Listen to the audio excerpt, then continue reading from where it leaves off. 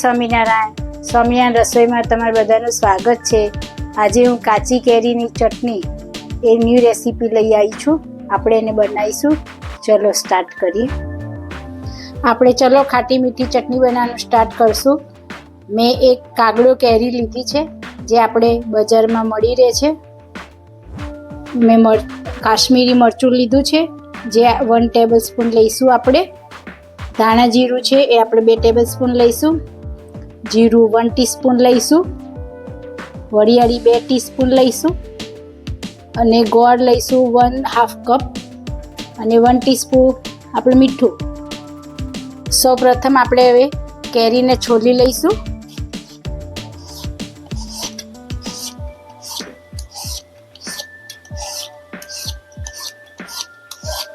આપણે આ કેરી છોલાઈ ગઈ છે. હવે આપણે એના મોટા મોટા કટકા કરશું જે આપણે મિક્સરમાં ક્રશ કરવાનું હોવાથી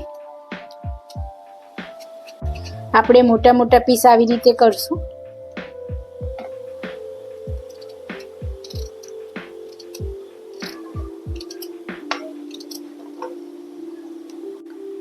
આપણા કેરીના મોટા કટકા થઈ ગયા છે. હવે આપણે મિક્સર જારમાં લઈ અને ક્રશ કરશું. આપણે હવે ગોળ અને કેરીને બંનેને મિક્સરમાં મિક્સ કરી લઈશું. પછી આપણે બીજો મસાલો કરશું. આપણે ગોળ ને કેરી ક્રશ થઈ ગયા છે. હવે આપણે એમાં થોડો બીજો મસાલો નાખી અને ક્રશ કરશું. આપણે આ 1 ટીસ્પૂન મીઠું નાખશું. આપણે 1 ટીસ્પૂન જીરું નાખી દઈશું. આપણે 2 ટીસ્પૂન વરિયાળી નાખશું. હવે આપણે આ ક્રશ કરશું. આપણે હવે કેરી ગોળ અને વરિયાળી અને જીરું મિક્સ થઈ ગયું છે અને હવે આપણે મરચું અને ધાણા જીરું ઉમેરીને ક્રશ કરશું. આપણે અલગ અલગ ક્રશ કરવાથી એનો ટેસ્ટ સારો આવે છે. 1 ટીસ્પૂન મેં મરચું નાખ્યું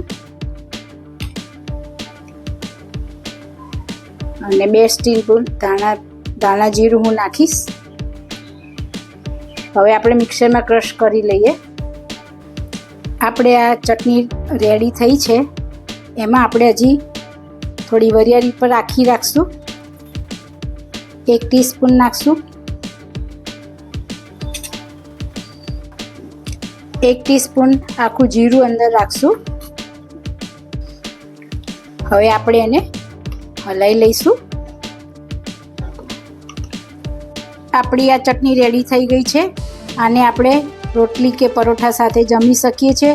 રોટલા જોડે પણ બહુ સરસ લાગે છે અને આપણે આને શાકની પણ જરૂર ના પડે, એટલી ટેસ્ટી લાગે. ચલો હવે આપણે મહારાજને રોટલી સાથે જમાડશું. ચલો મહારાજ જમો રોટલી અને ચટણી. અમારો ચટણીનો વિડીયો તમને પસંદ આવ્યો તો લાઈક કરજો, શેર કરજો અને સબસ્ક્રાઈબ કરજો. એ મહારાજ.